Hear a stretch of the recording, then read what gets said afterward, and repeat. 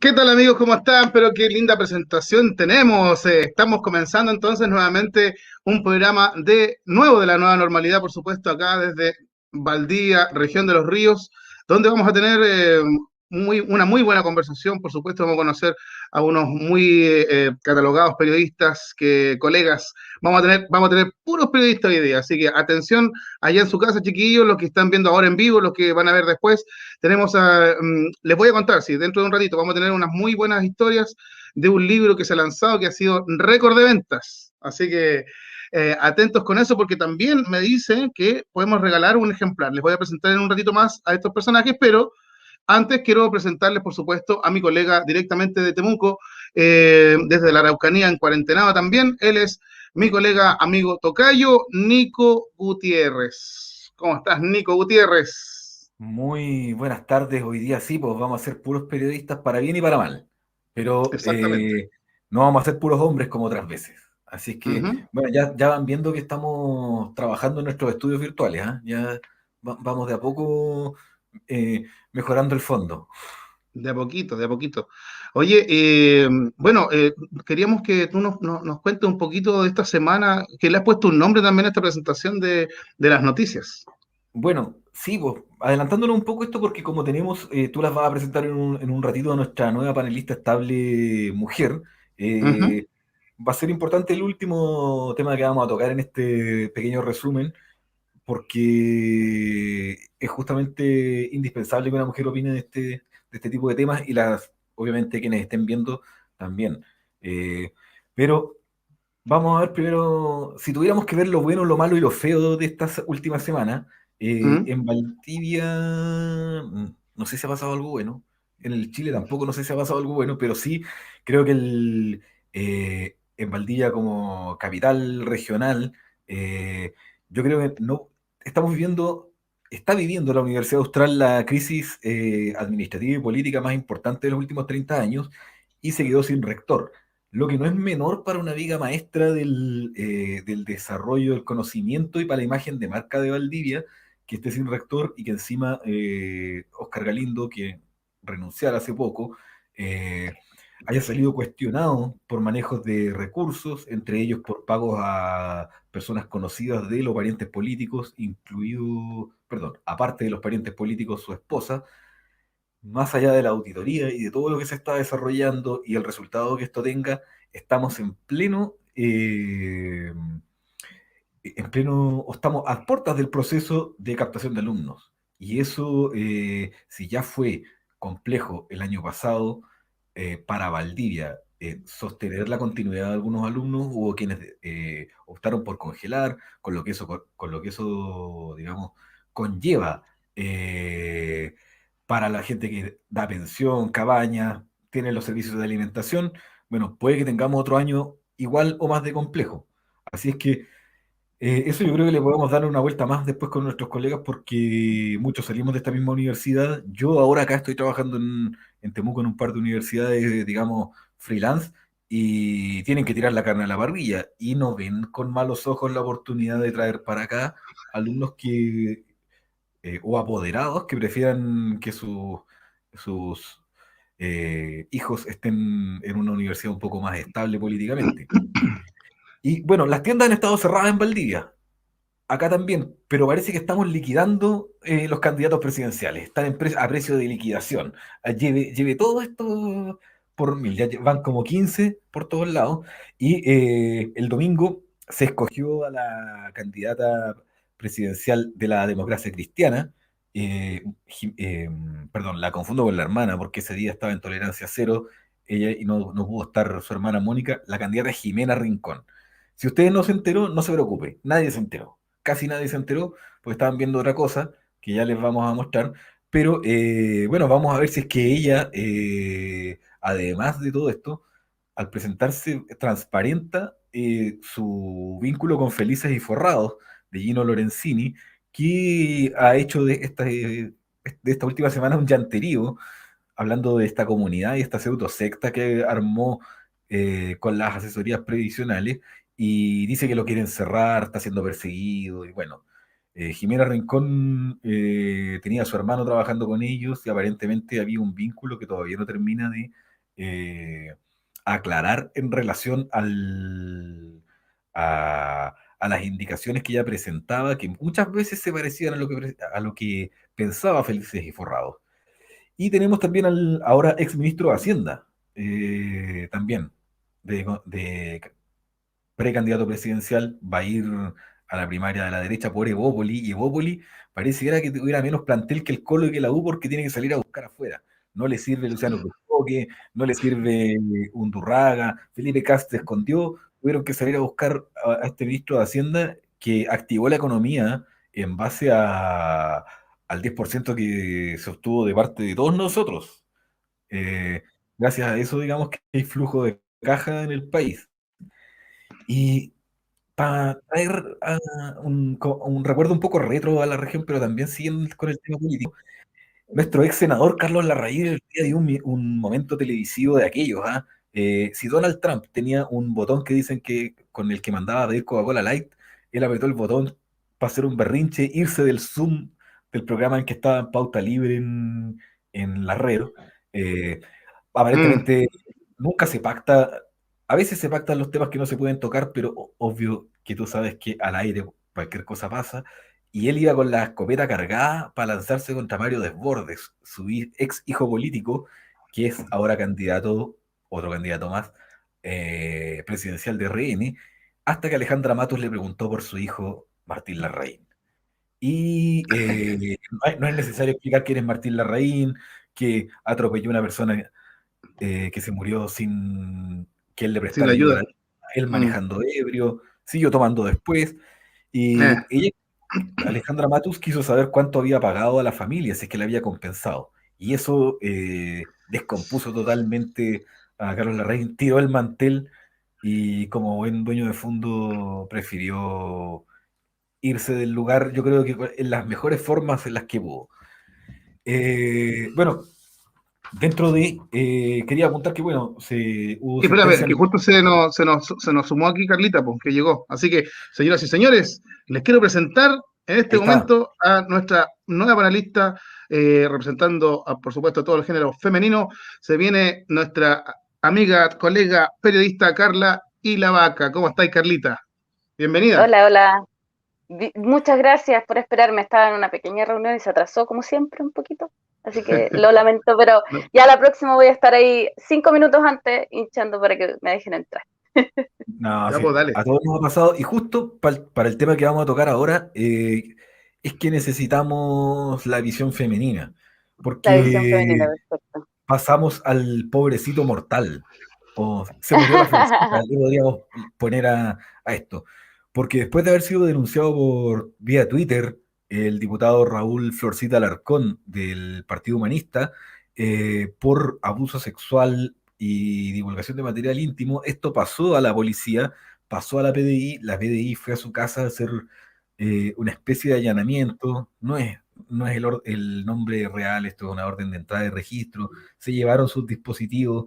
Lamentablemente parece que él no era muy perito en ocupar los dispositivos digitales, más bien se manejaba grabando, pero no detrás de cámara. Pero todo parte porque él comparte en su estado de WhatsApp algunas imágenes manteniendo relaciones sexuales con su expareja, eh, y que las habría compartido con su jefe de gabinete. Algunos estaban echando a correr el falso rumor de que el jefe de gabinete era el marido de Pamela Giles. Eso no es verdad. El marido de Pamela Giles es el jefe de gabinete de Pamela Giles. Se llama Adrián Barahona, el que trabaja con Florcita Motuda. Y bueno, él ahora está enfrentando a la Comisión de Ética de la Cámara. De hecho, ya lo sancionaron. Lo sancionaron, claro. Lo sancionaron ya la Comisión de Ética no me acuerdo qué día específico, el miércoles 27. En la Ya, tarde se dio a conocer cuál fue el fallo finalmente, y lo estoy leyendo acá. Dice: el parlamentario fue castigado por la filtración de las fotos íntimas y de videos, y lo castigaron de dos formas. La ¿Mm? primera fue un tema de 2 censuras y 2 multas de 15% de descuento de su dieta parlamentaria. O sea, un 30% finalmente de su dieta parlamentaria. Ahora queda finalmente la opción de que se desafore, pero eso no lo puede hacer él, sino que tiene que ser solicitado. O también él puede decir, no quiero tener este fuero parlamentario y me retiro finalmente, para que pueda enfrentar la justicia en este caso. Pero es bien complejo. Yo estaba leyendo y la historia es bien así, no sé si truculenta es la palabra, pero es bien enredada, se podría decir. Porque esa filtración se puede precisamente decir que es la culpa de él y fue un error de que se lo mandó a su jefe de gabinete. Pero si A yo me ver, grabo o me saco fotos en una situación íntima, no se la voy a mandar a nadie, me quedo yo con eso, no se la envío a nadie. se estaba O pegando sea, la quebrada entonces. exacto, yo creo que Es que en está por un parte él lado, intentó. Dale, Nico. no, es que está por un lado el tema de, yo tiendo a creerle, por cómo es él, por la edad o lo que fuese, la impericia a la hora de compartir grabaciones en sus estados de perfil y que según él, eso lo pudo ver mucha gente, entre ellos todos los que lo tienen como contacto. Ok, hay una divulgación ahí. ¿Qué tipo de imágenes hay? No se sabe. Afortunadamente no han sido filtradas, digamos, como ocurre en otras ocasiones en alguna web X. Pero lo que sí parece grave y que complementa esto, o sea, que es grave, son las denuncias que hace la pareja que finalmente habló con Expareja. el la voz de los que sobran. De ahí ya vamos a hablar. Al final yo me voy a referir a algo que tiene que ver con ese portal, pero más allá de eso, ella habló con harto miedo, en realidad, con la voz distorsionada y con la cara difuminada, y cuenta una serie de prácticas, cuando menos, a ver, Digámosla psicológicamente, ilícitas. algunas psicológicamente perturbadoras y otras directamente vinculadas a la violación, en estado de Mm. inconsciencia de ella. Claro, Eh, ella dice que ella estaba tomando unos medicamentos bastante fuertes que la dejaban inconsciente, de una forma, y que él aprovechaba esa instancia para incurrir en delitos de violación y de abuso. Y que claro. precisamente esas fotos y algunos de los videos y algunas de las fotos están sacadas en esos momentos en los que ella no tenía plena conciencia de lo que estaba pasando. Entonces, es complejo, es súper complejo, porque más allá de que le quiten el 15 o el 30% del fuero o de la dieta parlamentaria, que es finalmente, de todos los millones que gana mensualmente, un 30% de una dieta parlamentaria no es nada, y eso No, tampoco va a pagar el daño psicológico que va a tener su expareja de aquí a un tiempo más, porque ella lo puede estar comentando ahora, pero los daños psicológicos no van a ser ahora, sino que se van a mantener quizás durante mucho tiempo, y el tratamiento, la ayuda que necesite va a ser más allá de el 30% de lo que gane. ¿Me entiendes? No justifica, yo siento que no justifica en este sentido el castigo. O sea, está bien que haya un castigo económico, pero debería haber un castigo penal, en este caso, En por este caso, el delito, no por las fotos, sino por el delito que se investigue, por supuesto, y que haya un castigo de la justicia, digámoslo. claro, en este caso se fue a indagar solamente sus dispositivos y esa es una pata del caso. La, Exacto. lo que él almacene podría incluso almacenar material que él recoja de algún sitio cualquiera y no tener nada que ver. Lo que sí a mí me llama mucho la atención, yo no sé si todos conocimos al Florcita Motúa, a este músico extravagante devenido en parlamentario a través del Partido Humanista, que fue el fundador del Partido Humanista. Siempre iba de candidato porque eh, incluso sistema binominal mediante, porque necesitaban un porcentaje como para seguir vivos como partido, termina siendo electo con el cambio de sistema, y es este personaje estrafalario metido en el Congreso, y yo no sé si para la oposición eh, Ujú. no les O importa, sea, mira, Florcita es tan Alarcón, insignificante, perdón, para el oficialismo, perdón, es tan insignificante Florcita Motúa que no le han salido a dar, porque yo no he visto ningún, salvo obviamente Claro, la porque no pesa solidaridad mucho. entre mujeres, pero Florcita Motúa está en el suelo y sabemos que en la política se basa en pegar con ventaja y patear en el suelo. claro, pero también hay que reconocer que dentro de todos los parlamentarios, Florcita Alarcón tiene una asistencia de un 100%, él igual ha presentado proyectos, o sea, su labor como parlamentario no ha sido cuestionada en este sentido, creo yo. Yo No. creo que el cuestionamiento que va es a su labor como No, sí, es un persona. cuestionamiento personal, pero, pero a muchos, Exacto, exacto. pero a muchos les ha O sea, costado caro, obviamente se van a ligar, sí, o sea, a muchos por denuncias muy similares les ha costado caro por adelantado. Y él yo creo que hasta el momento, sí, yo creo que obviamente él sabía que no iba a ir a otra, a- a- por otro periodo.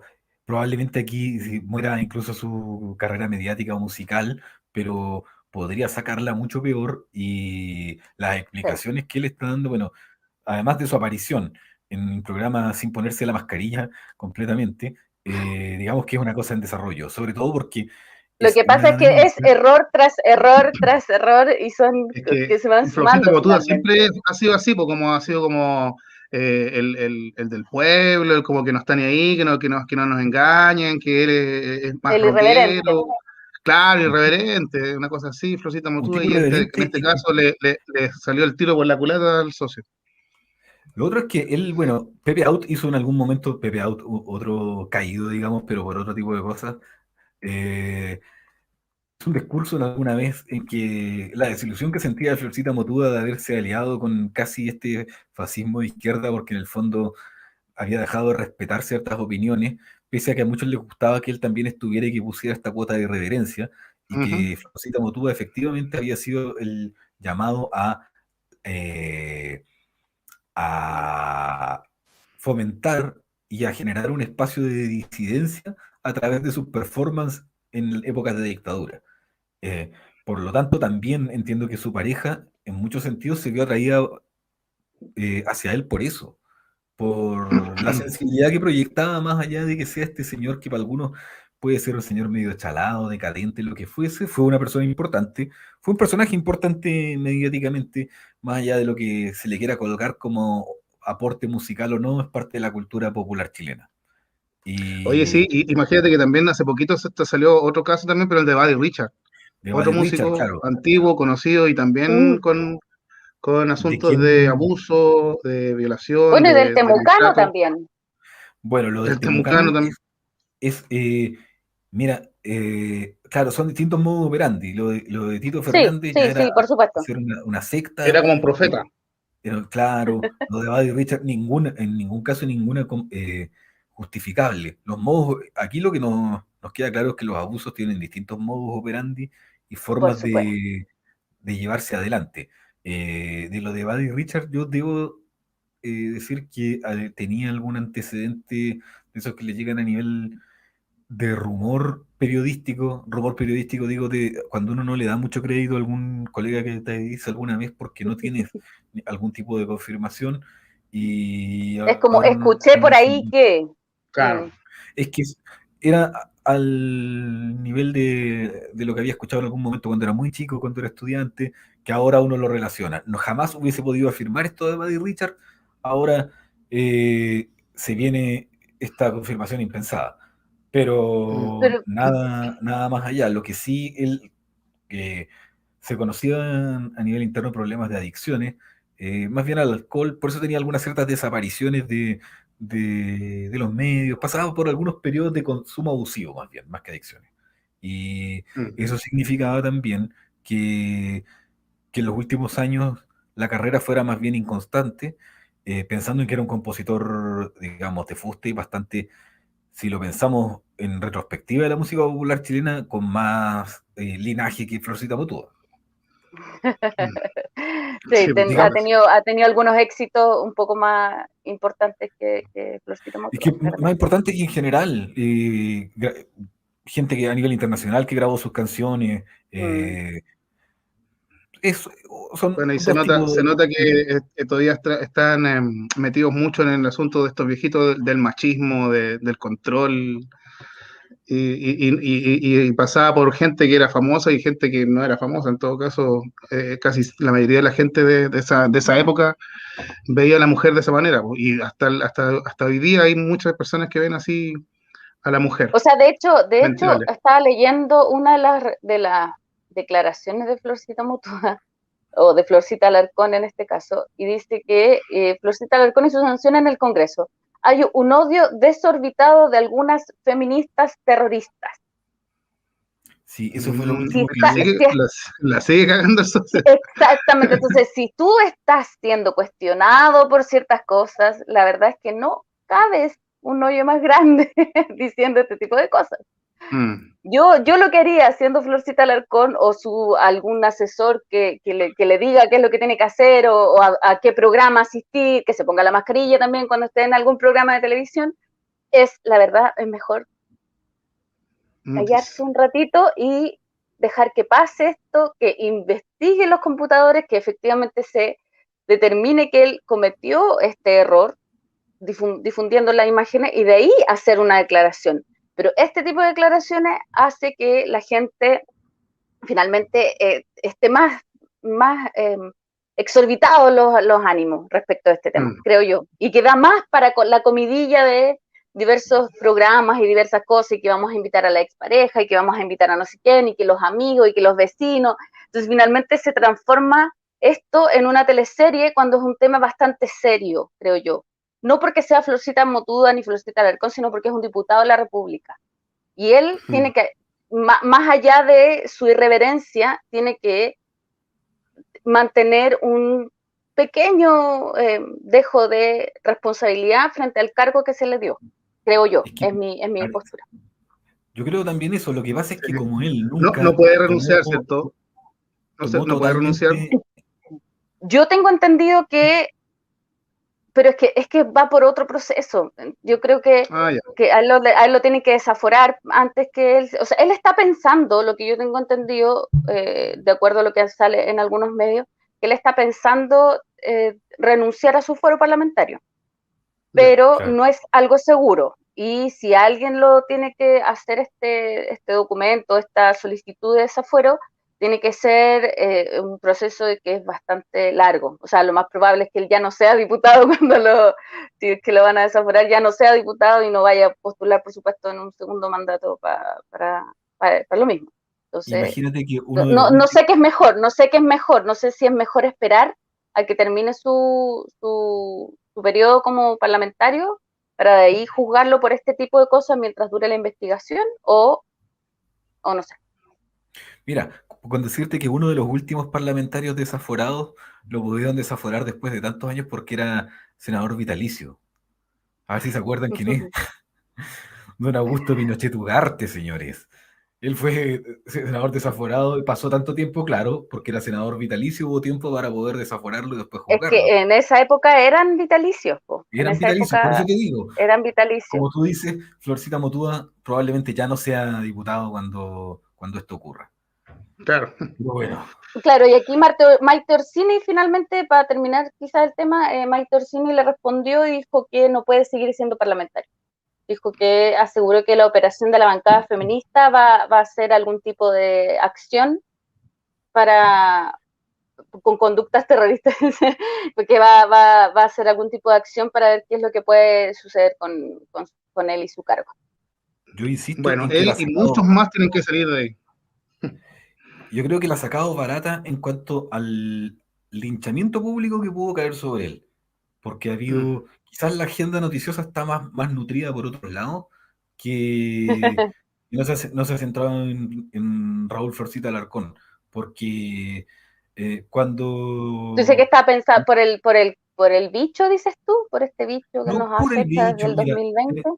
mira, es que además la denuncia primero salió, no, porque antes también la hubo con el Temucano y todo, salió en un momento en que se hizo anónima, primero por una amiga de la víctima, demoró en hablar, entonces al principio, eso no es que solamente que enfríe, pero además somos un país que no sale de lo hegemónico, y estuvimos pendientes de cómo asaltaban el Capitolio y cómo sacaban a Trump.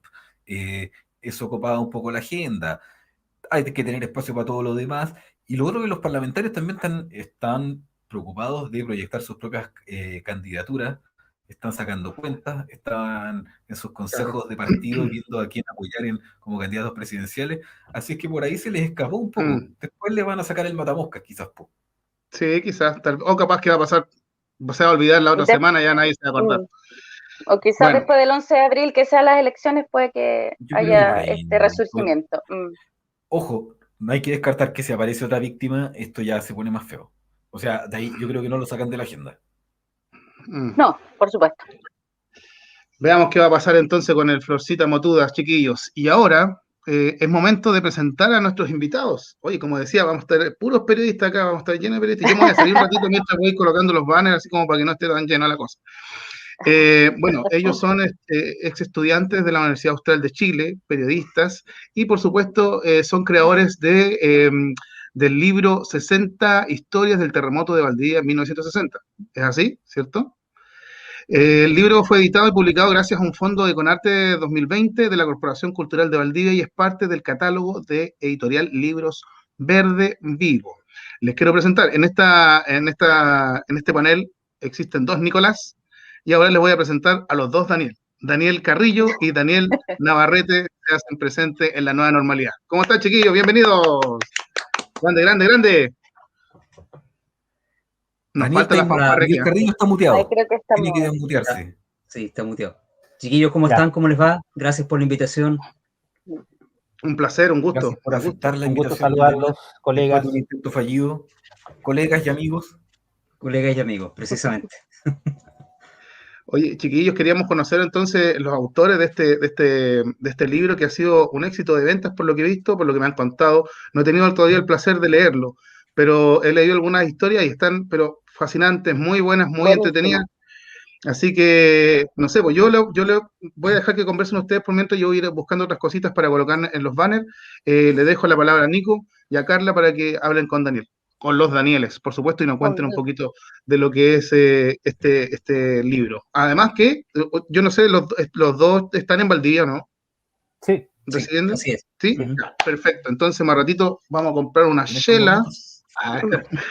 Y vamos a leer el libro, entonces vamos a ir donde la Carla que vive para allá, para el campo.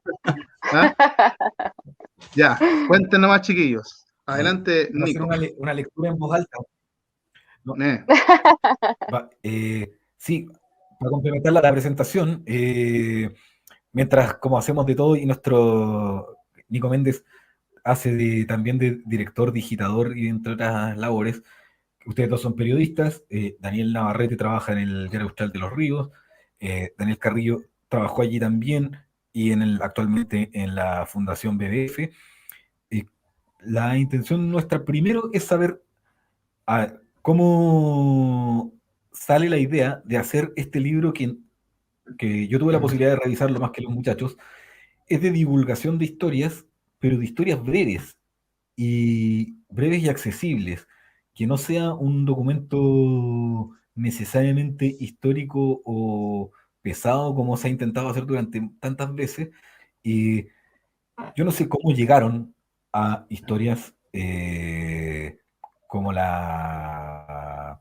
A ver, recuérdame tú el nombre, Daniel Carrillo. Hay una que tiene que ver con una supuesta provocación a nivel nuclear del terremoto del La 60, que trama fueron nuclear, versiones ahí lo estoy viendo. sí, Es buenísima la que historia. Sí. surgían. Es muy buena la historia, y no estamos hablando de un libro conspiranoico, no, es de todas las versiones que surgieron.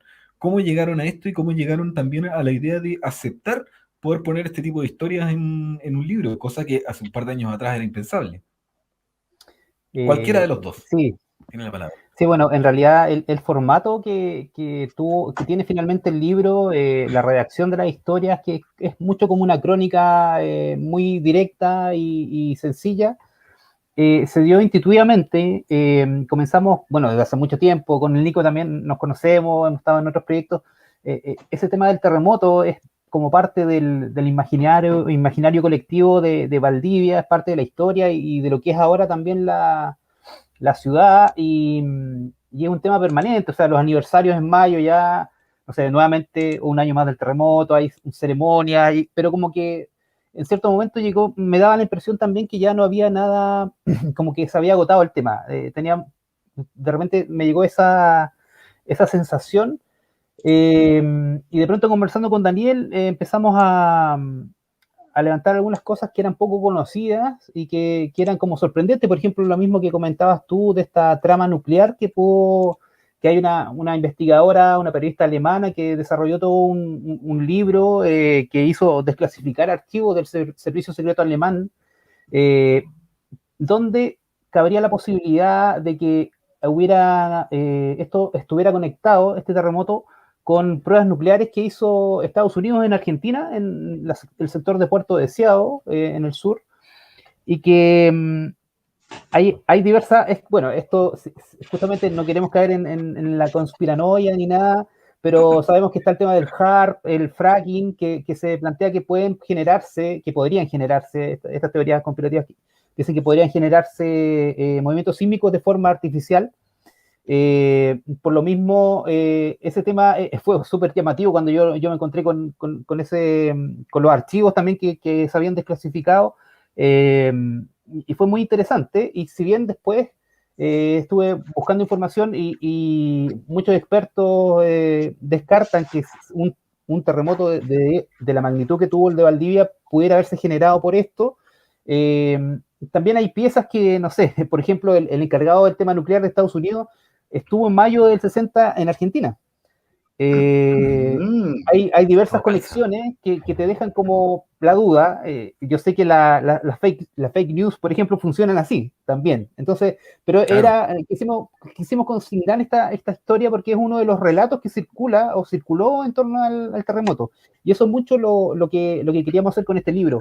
Y si bien quizás está todo dicho, la gran historia está toda contada, hay aspectos, anécdotas, hay secretos que no son muy conocidos por un público muy amplio, y la forma de escribirlos que decidimos es una forma más directa, más simple y sencilla, que yo le comentaba a Nico, esto lo puede leer, no sé, alguien de 14 años y lo puede terminar sin ningún problema. O sea, es bien digerible este libro, y tampoco, bueno, sigue también un poco esta línea historiográfica, digamos, no sé si historiográfica, pero como de la historia secreta, De divulgación, ¿no? que este tema que ha hecho muy popular Baradit también. Yo creo que no hago reparos en decir que también responde un poco a eso, a poder llevar la historia contada de otra forma, cosas llamativas que pueden hacer que muchas personas que antes se habían enfrentado quizás a un libro más técnico, un libro histórico demasiado,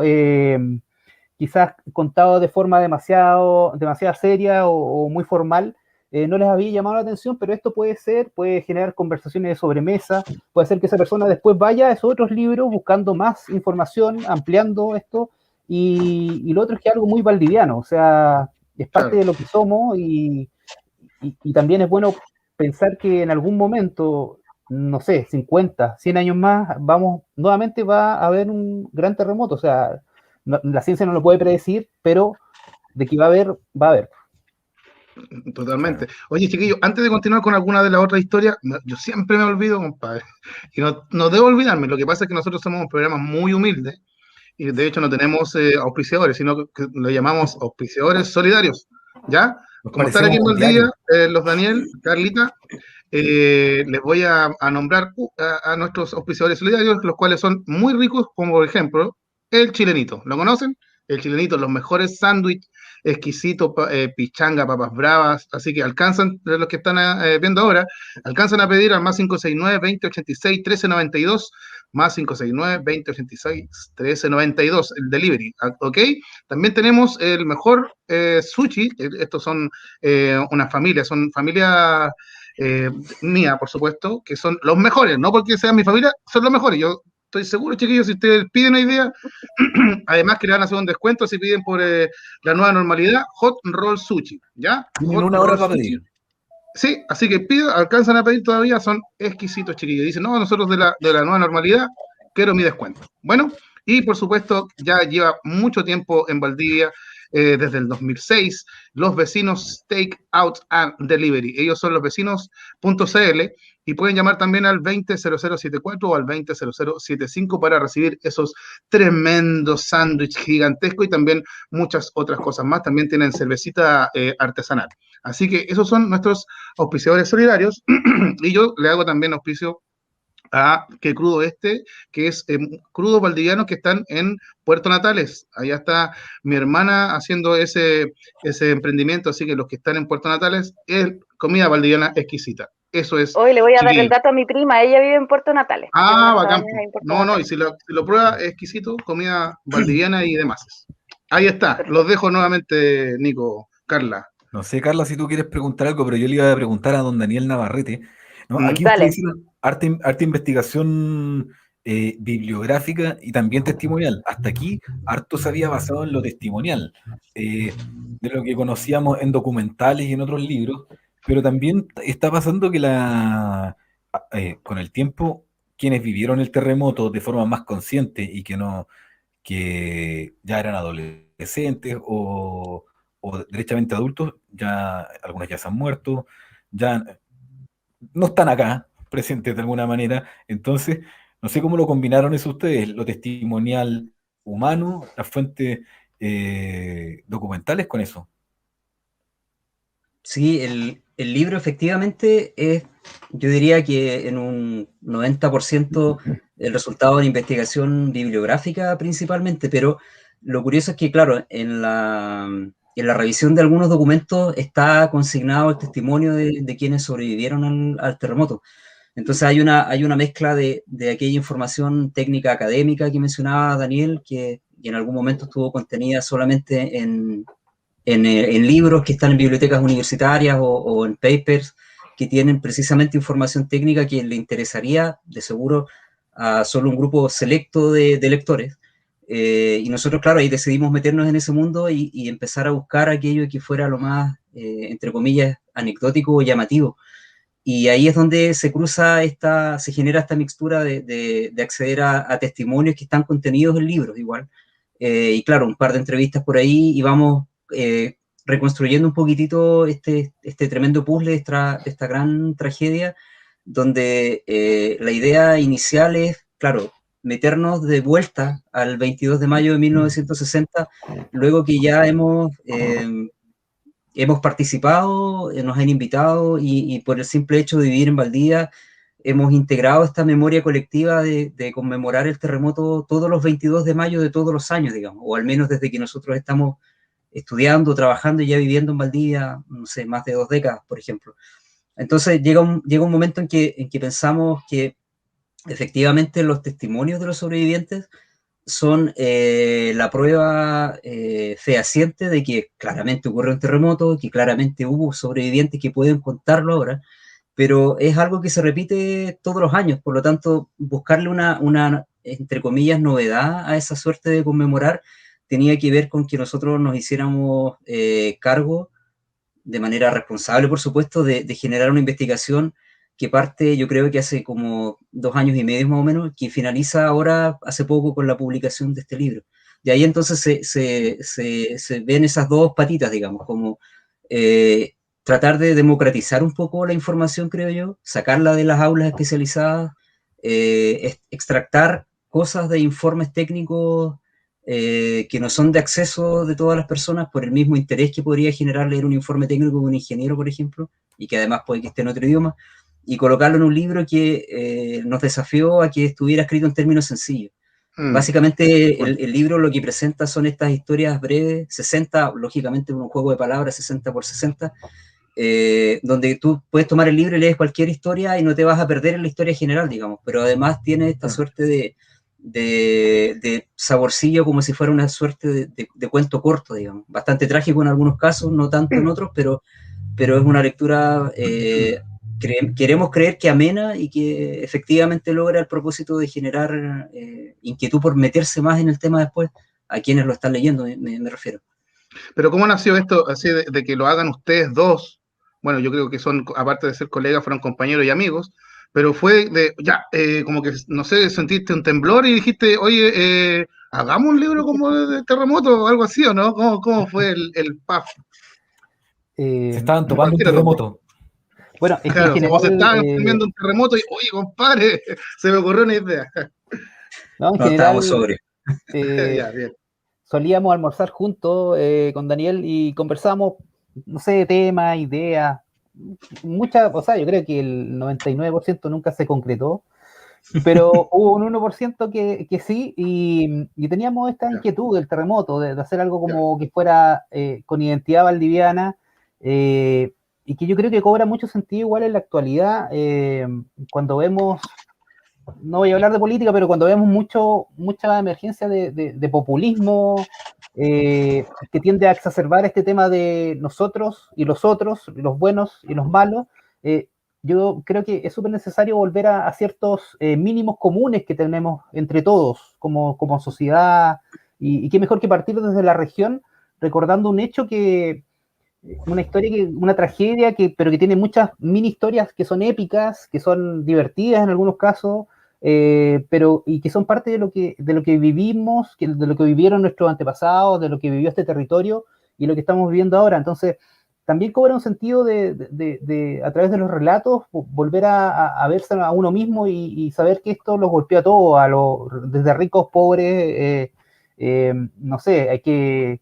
Igual se votaron muchos mitos con esto respecto, no sé, siempre se plantea, por ejemplo, y yo estuve en Puerto Montt trabajando de corresponsal de un diario por algún tiempo y era como, los valdivianos y su terremoto, como que éramos llorones, que el terremoto, por culpa del terremoto, habíamos quedado rezagados frente a Puerto Montt, por ejemplo, que se vio súper beneficiado con la regionalización que hubo con Pinochet. Entonces, sí, pues como que los valdivianos, la tragedia valdiviana, los llorones que se quedaron ahí, que no pudieron surgir después, pero en realidad ahí hay mucho mito, porque Valdivia, si bien era una ciudad relativamente pujante en términos industriales, había mucha pobreza también, o sea, la vida de los obreros no era muy digna en los estándares de hoy, había mucha deficiencia en tema de salud, salubridad, y también el terremoto, curiosamente, con el terremoto por primera vez mucha gente conoció el café instantáneo o cosas. Había gente que tenía que ahora, después del terremoto, con la ayuda que llegó, podía comer 2 o 3 veces al día y antes no podía. Comía mejor. Entonces, hay cosas que aparecen que son como contradictorias, que te botan algunos mitos que tú traías o verdades como preconcebidas. Entonces, encontramos que era súper interesante y que podía ser un libro, porque bueno, las características, las condiciones que tiene que tener un libro es que es decir algo nuevo. Principalmente cuando uno escribe te dicen ya, si vas a escribir algo, lo mínimo es que sea algo nuevo, algo que pueda ser interesante y no sé, pues que deje alguna, si bien esta historia no hay una interpretación, no dejamos una moraleja, solo ponemos una historia a disposición, pero detrás yo sé que la gente puede sacar bastantes conclusiones de todo esto. No, a mí se me ocurrieron 2 cosas. Oye, disculpa, Daniel, dale. No, dale tú no. No, quería completar la idea de Daniel a propósito de claro, uno no anda por la vida como planificando proyectos, pero de repente suele como prenderse la ampolleta y hay una buena coincidencia a propósito de cómo nosotros mismos en algunos puntos de nuestras historias personales, digamos, hemos sentido interés por saber más de la historia. Es básicamente eso. Yo creo que un libro de esta naturaleza es el resultado de un proceso intuitivo de buscar, investigar, entender y en este caso compartir con otras personas.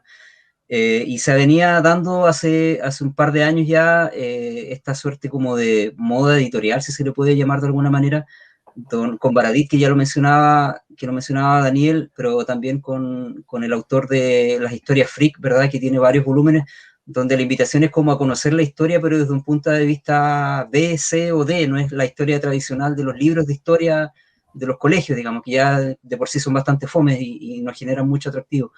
Entonces, llega un punto en que si tuviéramos que echarle la culpa a un elemento como que nos empujó a acelerar el proyecto, yo creo que era la conmemoración de los 60 años, puede ser. Y cuando ya pensábamos en algún momento qué proyecto poder concretar, echarle mano y empujarnos a nosotros, dijimos, oye, en un par de años más se viene esta conmemoración y yo siento que tendríamos que hacernos como responsables de algo y hacernos responsables de algo era sumar esta investigación a esa conmemoración y claro, afortunadamente estuvimos bien con los tiempos y se logra concretar. Claro, y después, como dice Daniel, se ponen en el impreso estas historias que no buscan necesariamente transmitir una moraleja, sino que quedan planteadas para lo que nosotros visualizamos que puede ser una conversación de sobremesa. E idealmente intergeneracional, o sea, vemos lectores o pretendemos tener lectores y queremos y esperamos que pueda ser leído este libro por adolescentes, por niños, que llegue también, como así ha sido, a adultos mayores sobrevivientes que se reencuentran con el tema de una manera más amable después de 60 años, queremos creer, obviamente, no pretendemos revivirles el trauma, pero ellos están ya un poco más resueltos en la superación de lo que significó sobrevivir al 22 de mayo, entonces ahora, a lo mejor gracias al libro, los nietos les van a comenzar a preguntar a los abuelos qué pasó y a los abuelos van a conectarse con esa idea de que no se pierda esa historia que es parte, en el fondo, es parte de nuestra historia, es la historia de todos. Y ahí hay un punto interesante igual que tiene que ver con el título del libro. A fin de cuentas, después de investigar nos dimos cuenta que un mito que había que derribar era precisamente que se trata del terremoto de Valdivia, cuando efectivamente no lo es el terremoto de Chile. Y es un terremoto global, es un terremoto que deja en el suelo a Valdivia, pero por las circunstancias de una tragedia mayor que se grafica acá en esta ciudad, pasa a ser parte nuestra, pero en realidad es el terremoto de Valdivia, de Osorno, de Puerto Montt, de Chiloé, de Concepción, de Temuco, el epicentro no estuvo en Valdivia. De Isla de Pascua, que la Entonces, mencionan ustedes. en la isla de Pascua también, de hecho, hay una historia que encontramos sobre una persona que muere muy lejos de cualquier lugar, de cualquier territorio, en California inclusive, o sea, es un terremoto del planeta, diría yo, en términos muy sencillos, pero porque la historia así lo quiso, se le termina poniendo el apellido de Valdivia. Entonces, nosotros titulamos el libro 60 historias del terremoto del 60 por una cosa de hacerlo global, digamos, hacer ese sentido de globalidad. Y ahí también se empieza a ampliar un poco la paleta de por dónde buscar temas, de por dónde investigar, y empezamos a pensar en hoy el terremoto Puerto Montt, Chiloé, etc. No. O sea, que bueno, eso que dice terremoto de Valdivia. Eso estaba viendo, sí, es que a eso iba yo. Una de las historias dice que estaba el gobierno, pero como que no estaba, como que se demoraron mucho en dar a conocer el tema de Valdivia. Pero es porque el día anterior había habido otro terremoto, empezó el terremoto finalmente en Concepción, en todos estos lados como más hacia el norte, y estaban preocupados de eso, y viene el coletazo a Valdivia, finalmente, y queda en el suelo, obviamente.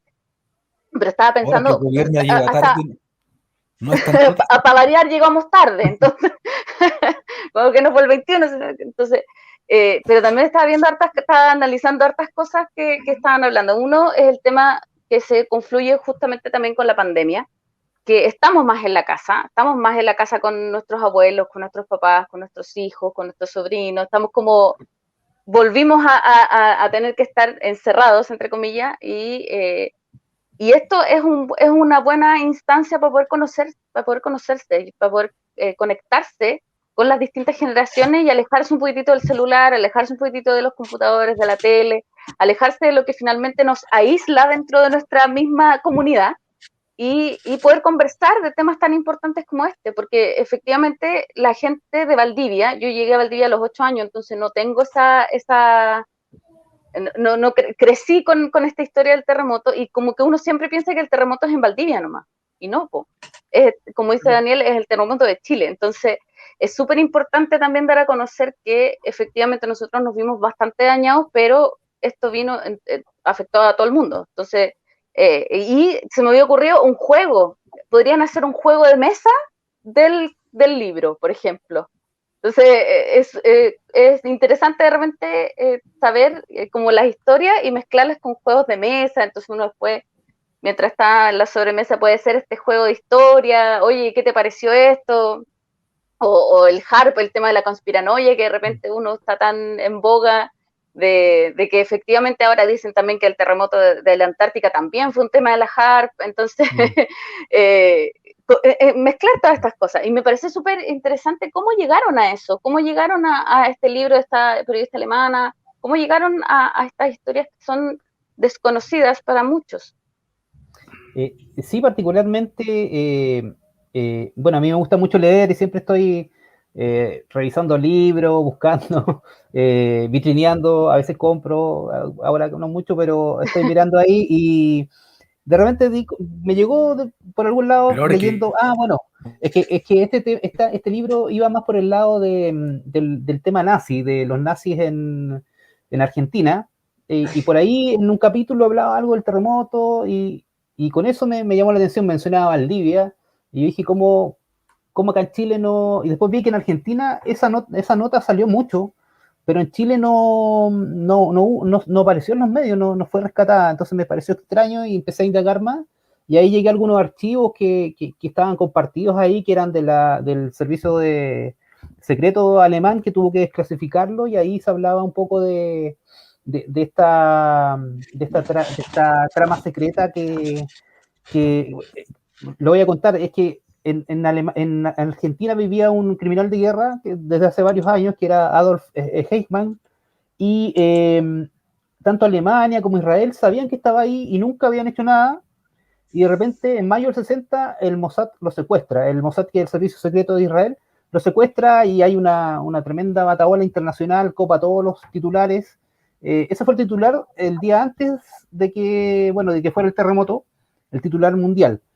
Entonces, la tesis que se plantea ahí es que esto se hizo solamente como una tapadera, como un volador de luces, para desviar la atención de estas pruebas que se estaban realizando, y que al final su efecto fue este terremoto. El presidente, no sé, Eisenhower en algún momento le había preguntado a los expertos previamente si era posible generar un terremoto con el tema nuclear. Estaba dando vuelta el tema ahí.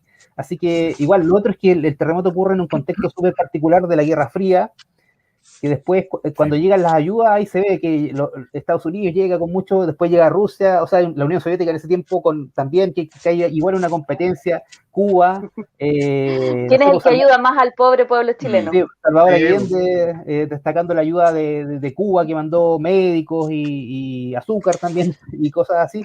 Entonces, como que se replicaba una mini guerra fría también a nivel de las ayudas. Entonces, hay muchas cosas llamativas en eso. Qué buena, qué interesante. Oye, hay una pregunta ¿Dónde se puede ocurrir? Ay, dale con la pregunta. Del público. Cristina Gallardo Jiménez, ¿de cuánto fue el primer tiraje y cuándo sale la segunda edición? Esas son cifras secretas. Secretas. Ni siquiera sé cuántas son. ¿Cuántas fueron? Daniel el gerente del proyecto. Son 500 copias para este primer tiraje. Porque, bueno, ya lo anunciaban los presentadores, pero con el libro, digamos, a nivel de postulación de proyecto, lo financiamos con el Fondo Conarte de la Corporación Cultural Municipal de Valdivia, y con el monto que nos adjudicamos nos alcanzaba precisamente para esa cantidad de tiraje. Ahora claramente se está comercializando y tenemos planes de hacer una continuación que espero nos alcance el tiempo, digamos, antes de tener que hacer una reedición de este que ya está circulando. Pero, ¿cuántos eran los ejemplares, perdón? 500. Tiene un tiraje inicial de 500. De 500. Pero ahora ustedes entiendo que, bueno, han tenido que, entre las cortesías, entre los patudos que están pidiéndolo gratis, porque sé que hay colegas que tienen la patudez de pedirlo gratis, y hasta me estaban pidiendo a mí el PDF alguno, para que lo pasara yo así como da nombre, viejo, da nombre. No quiero, pero solamente les dije así como el meme se sale para allá en Decente QL de los pulentos, eso les dije yo. Y los que quedan en el PDF sin pagar para el próximo terremoto. Bueno, está bueno después, puede ser que el PDF sea una alternativa después para descargar por un poco de plata si es que se quedan sin stock de imprenta, pero ustedes han distribuido en varias librerías.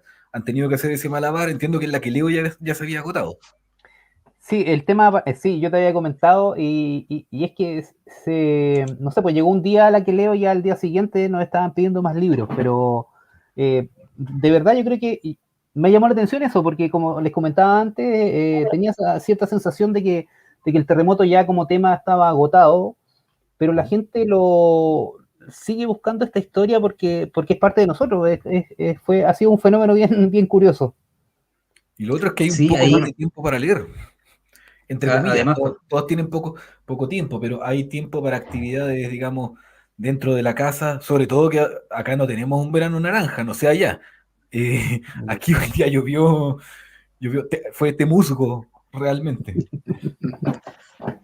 sí, no, en todo el proceso de gestionar el proyecto, de hacer la investigación y ahora que ya el libro está listo, hay que reconocer igual que hemos oficiado un poquitito como artesanos, por llamarlo de alguna manera, de todo el ruedo editorial, porque si bien el libro sale con el sello de Libros Verde Vivo acá a Valdivia, con el editor Luis Oviedo, que estuvimos trabajando durante todo el año pasado, bueno, y seguimos trabajando ahora también,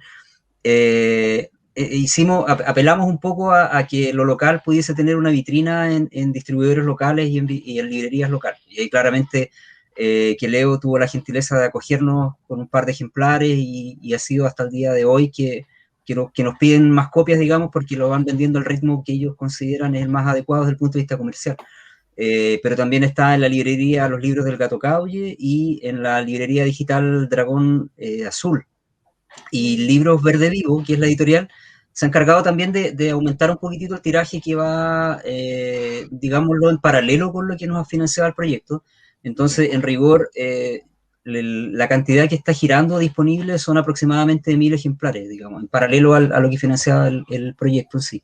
Y claro, Libros Verde Vivo tiene su propia cadena de distribución, uno se puede meter a su página web, y de hecho están ayudando a que el libro llegue a Santiago prontamente, en como al menos 15 librerías, y también ya pronto va a estar disponible en Busca Libre. Así que eso igual nos tiene bien expectantes porque en el fondo, como decía Daniel, se está generando una suerte como de revival permanente, yo diría, del tema, o este interés permanente del tema que no solo queremos que ocurra durante los 22 de mayo de cada año, sino que sea una constante de que podamos hablar del terremoto durante los otros meses, digamos. Y así se va generando esta suerte de cultura como de mantener viva la memoria, diría yo, que igual es bien importante. Yo eso le preguntaba en su momento a Daniel, a Daniel Carrillo, antes de esto, que por qué, si a uno le plantean, bueno, uno dice el tema está agotado y en realidad se ha romantizado tanto sobre el terremoto y como hablaban hace un rato de que muchas veces, claro, se llantea en Valdivia. Yo creo que es una buena alternativa ya de dejar de tomarlo desde el lado humano, desde el lado humano pensado como programa de la tarde tipo Sabingo, sino que pensarlo como algo no romántico. Eh, Alguna vez nos tocó conocer también con los dos Danieles un personaje que fue tragado por el maremoto y sobrevivió y que se terminó convertido como en un personaje popular, pero es bien distinto, por ejemplo, lo que ustedes cuentan, hay una historia dentro del libro que habla de, por ejemplo, que Violeta Parra vivió el terremoto en Puerto Montt y compone una canción de cómo vive el terremoto en Puerto Montt. Y esos son datos que, claro, si uno está más iniciado de repente en la cuestión de la música, la puede conocer. Pero hay gente que, como ustedes dicen, alguien de 15 años, que le gusta medianamente el folclore, toma esto y va y puede buscar en el catálogo de Violeta Parra, decir, oye, mira, ¿sabéis que le escribió también una canción al terremoto del 60? O hubo otras coincidencias eh, relacionadas con lo mismo. El tema de los Moai, que ya lo mencionábamos. Seguramente, como decía, que no habían comido comida enlatada anteriormente. Eran días de mucha radio también, po. Eran días de O sea, radio. claro, es que ahí hay una gran diferencia donde creemos que a lo mejor el libro está haciendo un aporte y tiene que ver con no necesariamente concentrarse en el testimonio de los sobrevivientes. O sea, convengamos de que libros de sobrevivientes y libros que hablan de la resiliencia y que hablan del tema de este tema como un poquitito más romántico, si se le quiere, relacionado al terremoto, hay varios. y lo han escrito precisamente sobrevivientes, y hay otros investigadores que se han encargado de reunir a estos sobrevivientes de nuevo para que vuelvan a contar sus historias. Entonces, Claro. digamos que hay más bibliografía relacionada como por ese lado, que no tiene menos valor, digámoslo también, porque es la herencia que queda impresa, digamos. Pero lo nuestro pasa más como por el dato duro y por la revelación y el entendimiento de una tragedia desde una perspectiva distinta. Entendemos que la sobrevivencia ya por sí misma tiene un valor gigantesco, pero cuando nos sentamos a pensar con Daniel y decimos, oye, ¿por dónde podremos llegar al terremoto? ¿Cómo podemos reconstruirlo? Y hay una metáfora que siempre se nos ocurría que tiene que ver con buscar entre los escombros, literalmente. Entre los escombros de las historias hay datos que nos han sido suficientemente explorados, y así llegamos por la mera curiosidad y de manera casi orgánica al tema, por ejemplo, de la conspiración de las pruebas nucleares. Descubrimos por ahí que hay un fotógrafo que estuvo cubriendo la Segunda Guerra Mundial, que estuvo en Valdivia haciendo fotografías del terremoto, y luego las publicó en una revista en Estados Unidos, la revista Life, y luego el terremoto sale al mundo, digamos, desde el punto de vista más farandulesco, por llamarlo de alguna manera, o por el valor artístico que tiene una fotografía en sí misma. Descubrimos también, o llegamos más bien dicho, a la historia de la evacuación masiva de niños, donde se va técnicamente una generación entera fuera de Valdivia. Y también, por ejemplo, el grado de importancia que tuvieron universidades, autoridades universitarias al momento de tomar el poder civil para tratar de calmar a la población, y en una constante que parece ser hasta los días de hoy, que tiene que ver con la censura de los medios de comunicación en medio de una tragedia como esa, digamos. Entonces, al partir de la inquietud y luego llegar a ver que existen estos datos que ocurrieron, que los logramos contrastar y que efectivamente fue trágico, nos volvemos a preguntar y nos decimos, oye, pero ¿cómo en ese momento, por ejemplo, se puede haber dicho desde la autoridad central que habían muerto 15 personas, por ejemplo, cuando los muertos ya llegaban a más de 150?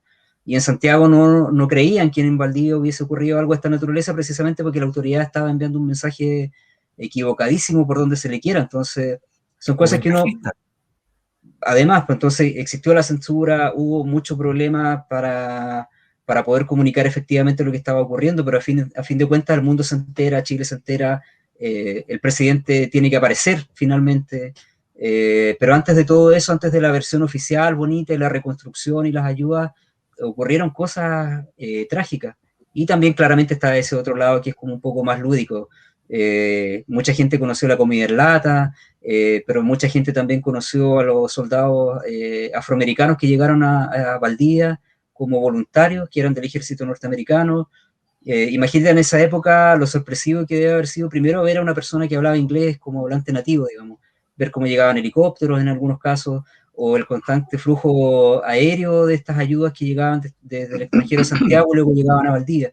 Entonces hay un sinfín de cosas que a uno lo llevan a pensar en cómo reaccionaba esa sociedad sin tener tantos avances tecnológicos como ahora, donde, claro, nos puede llegar un mensaje de la ONEMI, un mensaje erróneo de la ONEMI que evacuemos, pero en esa época, ¿cómo se lo anunciaba? Se le avisaba a la gente que tenía que irse de donde estuviera por estar en riesgo vital, pues claro. Es que la reflexión que deja es que no ha cambiado mucho, parece el tema, porque estamos en una pandemia en la que también se hizo un conteo bastante exótico, por lo menos, de las víctimas. En ese momento a lo mejor era por incompetencia, por falta de medios. Ahora con los medios se utilizan justamente para hacer el conteo en relación a lo que te conviene. En el terremoto del 2010, bueno, ya han pasado 10 años, tocamos madera, cruzamos los dedos de que ya se hayan hecho las gestiones necesarias para que no se corte el país en cuanto a comunicaciones, pero se demoró un día en saber que hubo un tsunami y porque falló una impresora, básicamente no se pudo anunciar que venía una ola.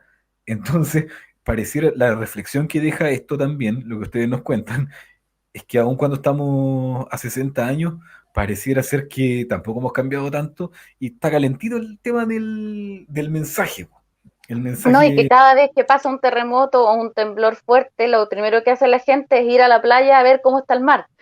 En vez de alejarse del lugar, va a ver cómo está todo. Entonces, ¿cuánto finalmente hemos aprendido de la situación del 60?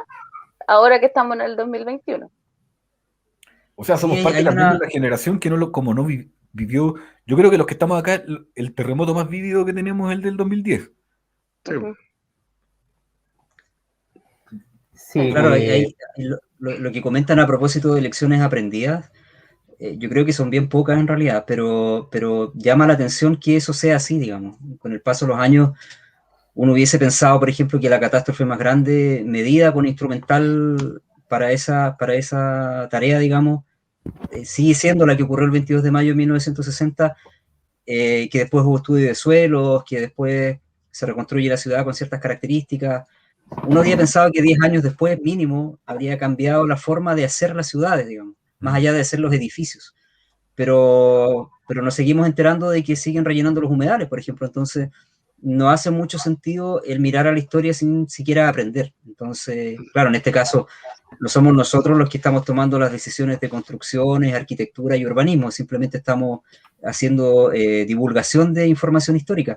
Pero vale la pregunta de que quienes toman las decisiones han aprendido o no y aparentemente siguen primando otro tipo de valores, valor económico literalmente, como para que las ciudades crezcan en proporciones que no deberían ser y principalmente en Valdivia, que tiene humedales por todos lados, entonces ya no caben más edificios, ya no caben más casas, pero se está forzando que así sea. Entonces señales hay por todos lados. El otro día también hacían una lectura bien interesante en otro conversatorio que pudimos tener con los chiquillos de Gato Cauye, y ellos reparaban en aquella historia de la desaparición de este monumento Pedro de Valdivia, que precisamente se pierde entre los escombros, el agua, qué sé yo, el terremoto del 60. Y en octubre del 2019 desaparecen todos los monumentos de nuevo, o sea, salen estas esculturas de nuestros grandes héroes históricos decapitados, tirados en Valdivia, el río Valdivia, el de Pedro Valdivia, etcétera. Entonces, hay una suerte de repetir esa historia, pero con circunstancias que son tal vez distintas. El terremoto del 60 fue algo natural, lógicamente. El estallido social es una cuestión que surge desde el descontento digo, más extremo, excesivo, ya es una explosión de cosas contenidas durante los últimos meses y que termina precisamente con una fuerte manifestación pública de sacar la iconografía que hasta hace meses antes a nadie le importaba, que hubiera un busto de O'Higgins en una plaza, un busto de Pedro Valdivia en otra plaza, etc. Eran estos grandes padres fundadores, iniciadores de la historia, que están consignados precisamente en los libros como grandes héroes. Pero el terremoto hizo desaparecer una, entonces nos hacían esa lectura y esa comparación, y ciertamente yo creo que a esta altura ya hablamos de un ciclo absolutamente y completamente confirmado y que cada cierto tiempo, en ese caso era la Tierra la que nos advertía sobre algo, pero ahora es la sociedad cansada que nos vuelve a advertir de otras cosas.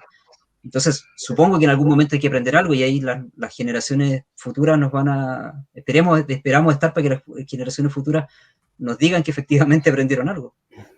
Sí, y justamente en ese caso se puede hacer reflexión. una analogía con esta acumulación de energía que hay previa a los terremotos y esta acumulación de descontento que hay previo al estallido social y que en un momento dado ya chocan las placas y se desborda.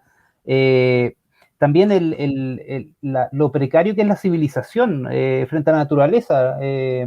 O sea, el modo de vida actual, capitalista, el modelo neoliberal, no sé, nos genera una cierta sensación de seguridad y de estabilidad, y eso es como un poco falso porque la naturaleza cada cierto rato nos dice que no tenemos las reglas del juego, no las manejamos nosotros, y eso también es interesante de recordarlo, de tenerlo presente.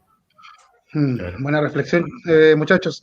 Bueno, yo como siempre soy el pesado, el que tengo que decir, ¿sabes qué, chiquillos? Ya estamos dando la lata. No, mentira, está buenísima la conversación, pero por cosas de tiempo y del programa ya nos tenemos que ir despidiendo. De hecho, no hemos pasado porque está muy, muy buena la conversa, pero yo para finalizar quería, no sé, dejarle el espacio a Nico, a Carla, si le tienen alguna pregunta para los chiquillos, que yo también después al final le tengo una final pregunta. Tengo, bueno, preguntas, propuestas, que uno se le va a ocurrir, uno es tan creativo que se le ocurren cosas, ¿no? El audiolibro, como digo, el juego de mesa, el PDF, o sea, hay millones de cosas que se pueden hacer, la segunda edición con 60 historias más del terremoto del 60. Nada, primero los quiero felicitar porque esta es una instancia súper linda que tienen para, como dicen ustedes, para unir a la familia, para darnos cuenta de que el terremoto no somos solo nosotros Valdivia, sino muchas otras personas más, que influyó en muchísimas cosas, que influyó en el mundo, historias que no conocíamos, historias que se pueden seguir alimentando durante el tiempo. Entonces los felicito por esta investigación extensa. Y tengo clarísimo que fue bastante minuciosa porque conozco a Daniel Navarrete hace un tiempo y sé que su trabajo es espectacular.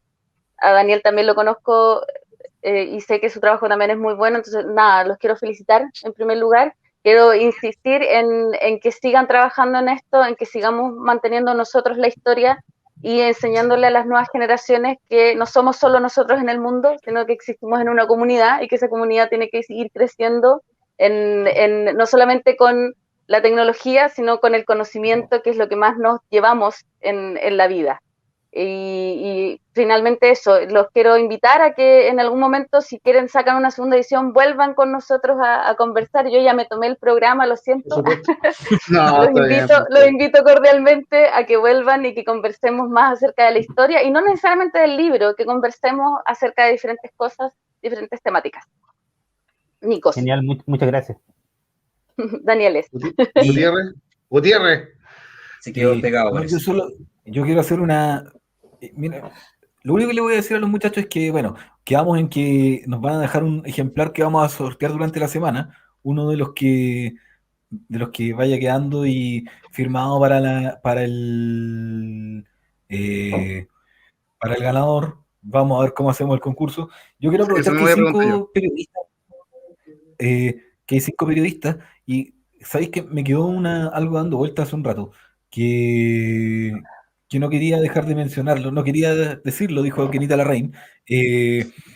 Pasó que hace un rato hablamos de que una de la víctima de Florcita Motúa apareció en el programa, en el portal La Voz de los que Sobran, que surgió como un programa como este, de tipos que fueron echados de matinales, entre ellos el periodista Mauricio Jürgensen, la periodista Alejandra Valle y el abogado laboralista y actualmente candidato a constituyente Daniel Stingo.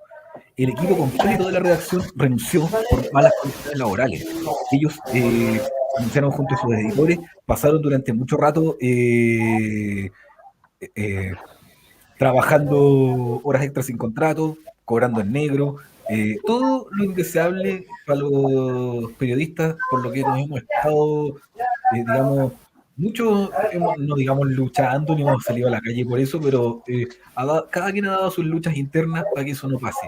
Y me parece el colmo que gente que ha tenido una posibilidad de privilegio en los medios, eso, como el propio Jürgensen, como Alejandra Valle, que no basta con hablar de nosotros y de todes para hacerse el lindo con los medios y creer que podéis exigirle al resto trabajar de sol a sol para tener más clic.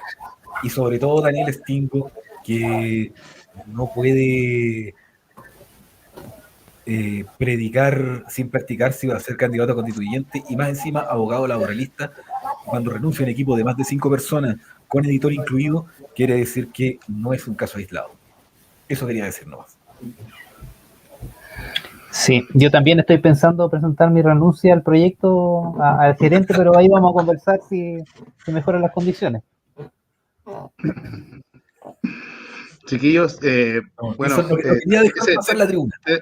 Tema para largo ese también, buena para conversar, pero estamos medio cortos, así que yo, mira, lo que les quería era la pregunta que hizo el Nico también, de que cuándo podemos tener un ejemplar para poder entregar a nuestro público.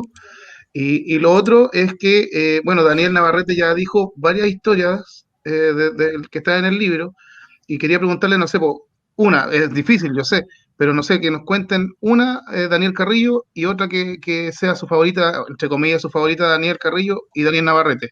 Daniel Carrillo, ¿cuál historia nos podías comentar de las que te llamó bastante la atención y quedaste así como pasmado, Sí, impresionado. no sé si tan pasmado, pero me generó mucha curiosidad la de Inés Cifuentes, que es una sismóloga, estudió física, y ella cumple como una especie de ciclo vital, porque su papá era ecuatoriano, su mamá era norteamericana, y trabajaba en organismos internacionales, entonces vivían en Europa y llegaron a Chile en abril de 1960, ella tenía 5 años, y al mes ocurre el terremoto y ella se queda con estas imágenes muy vívidas, le llega mucho este tema del terremoto y después se va a vivir a Estados Unidos y ella decide estudiar física, dedicarse a la sismología, es la primera latina que se obtiene un doctorado en la Universidad de Columbia en sismología y su foco de estudio siempre fue el terremoto del 60. Ella es la que ayuda a confirmar con sus investigaciones que este fue un 9.5 y que ha sido el más grande de la historia que se ha medido hasta el momento. También ella realiza investigación mirando a posibilidades de reducir los riesgos de daño y también la posibilidad de predecir los terremotos, porque hubo ¿cómo se dice? Un precursor. 15 minutos antes se detectó un precursor del terremoto de 9.5 que vino después. Y ella trabajó mucho en ver qué relación había en esto y si se podía pensar que un precursor te podría avisar de un terremoto de grandes magnitudes. Entonces, toda esa investigación que hizo ella, la historia me gusta, pero súper bonita porque ella ve esto de niña y después termina siendo una experta en ese terremoto que vivió cuando era pequeña. Entonces, esa es una historia que me gusta bastante. Qué buena. Y Daniel Navarrete, bueno, no dijiste hartas, pero una en específica. Sí, yo me quedo con la de la evacuación masiva de niños, de la que tienen que ser obligados a salir de la ciudad porque literalmente quedan situaciones no habitables, digamos, desde el punto de vista de la salubridad, desde el punto de vista del acceso al alimento, al agua, a la electricidad, a la calefacción y también a la utilización de los establecimientos educacionales, a los colegios, digamos. Aunque claramente eso se comienza a resolver poco a poco y después hay alguna generación que se queda en la ciudad porque sus abuelos o sus papás deciden no correr el riesgo de mandarlos lejos.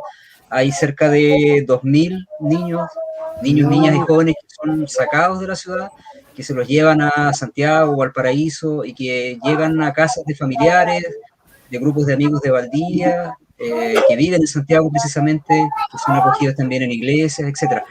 Entonces, me parece súper impactante cómo se genera un desarraigo generalizado de una generación completa por culpa de un desastre natural, donde ellos pasan a ser víctimas, pero por partida doble, digamos. Sobrevivían a un terremoto trágico que ya de por sí les debe haber dejado secuelas emocionales tremendas, pero después tienen que dejar a sus familias, a sus papás, a sus mamás, a sus tías, abuelos, y reiniciar sus historias infantiles o juveniles en un entorno que les es posiblemente un poco más bonito en términos de paisaje, pero más agresivo en términos emocionales. O sea, llegar a una ciudad que no conoces a una edad corta, en la década del 60, conocer tal vez nuevas tecnologías u otros avances pudo ser atractivo al principio, pero después uno se imagina que se van generando traumas que tienen que ver con el desapego. Y ahí, claro, uno puede asociar precisamente esta evacuación forzada, digamos, con todo lo que comienza a ocurrir en relación a la contención que tendría que haber entregado las autoridades de esa época, digamos. Nosotros logramos constatar que no hubo un plan efectivo de acompañamiento emocional, que es algo que es válidamente cuestionable con lo que estamos viviendo ahora en la pandemia, digamos. ¿Quién contiene a los adultos mayores? ¿Quién los escucha? ¿Quién contiene a los niños? ¿Quién los escucha? ¿Quién los guía? ¿Quién los vuelve a educar? Y eso hace que en el 60, por ejemplo, se comiencen a generar enfermedades asociadas principalmente a la falta de acompañamiento emocional. Hay muchos suicidios, hay gente que comienza a tener conductas agresivas con sus pares, y bueno, lógicamente hay gente que finalmente decide no volver a Valdivia por razones obvias. Seguramente con el paso de los años se han reconciliado un poco con esa parte trágica de sus historias, han vuelto y otros definitivamente se quedaron fuera. Entonces, cuando uno lo ve con la perspectiva de los pasos de los años, no deja de ser impactante. Es muy difícil pensar que algo como eso nos podría haber ocurrido, por ejemplo, en el terremoto del 27F, digamos. pero para el 60 es doblemente impactante ver cómo la mitad de la ciudad, o la ciudad entera, digamos, sin ánimo de exagerar, se queda sin niños. Entonces, volver a esa historia para mí me parece súper interesante. Es trágica, por supuesto, pero impacta ya cuando uno atiende a los números y atiende al lado sensible también de todo lo que hay detrás de las personas que se tuvieron que ir porque no había otra alternativa. Excelente. Oye, muy buena historia, y hay 58 más que tienen que leer nuestro público o la gente que no que nos va a ver después, porque nos ve mucha gente después. Así que no sé cuándo, cómo vamos a hacer el asunto de tener el libro, pero cuando lo tengamos los vamos a avisar. Y Danieles, yo los felicito, chiquillos, que tengan mucho éxito, que ojalá vengan otras ediciones del mismo y quizás otras nuevas, quizás nuevos libros. Así que bueno saber que existen este tipo de lecturas para la familia, de que además quieran entregarlo para toda la gente, no como para una élite que lee. Así que los felicito por eso y agradecidos por estar en este programa La Nueva Normalidad, y ojalá podamos vernos en otra oportunidad. Muchas gracias a ustedes, chicos, Carla. Ha sido un placer conversar con ustedes. Igualmente, muchas gracias a los Nicolás por la invitación, y Carla igual, bacán volver a verte. Y solo para despedirnos, decir que el libro, por supuesto, lo pueden encontrar con editorial Libros Verde Vivo, por supuesto, y a nosotros nos pueden encontrar también en Facebook. Estamos en una fanpage que administra Daniel, precisamente, 220560, 60 historias del terremoto del 60, y para responder consultas personalizadas, y con los Nicos igual ahí nos comunicamos para hacerles llegar el ejemplar que van a sortear en el programa. Bacán. Excelente. Bacán. Lo vamos a pedir dedicado al ganado. Ya pues, chiquillos, ha sido un gusto. Nico Gutiérrez, Carlita, bienvenida también. Esperemos que estemos muchos programas más. Danieles, un abrazo y mucho éxito y felicitaciones. Que les vaya muy bien. Chao, chao. Chao, chao. Buenas noches. Chao, chao. Bueno, chiquillos, ahí estaba este tremendo programa con estos periodistas, grandes periodistas que son investigadores también y han creado un libro para todo el mundo. Así que nos vemos en una próxima oportunidad, y por supuesto, como siempre, nombro al chilenito que aún alcanzan a pedir al más 569-2086-1392, por supuesto, el chilenito, a Hot Roll Sushi, también el mejor sushi de la región de Los Ríos. Así que pidan, chiquillos, y a los vecinos, el www.losvecinos.cl, el 200074 o 200075, para que pidan esos tremendos sándwiches gigantescos. Así que nos vemos en una próxima oportunidad. Un abrazo, un beso, chao, muchas gracias.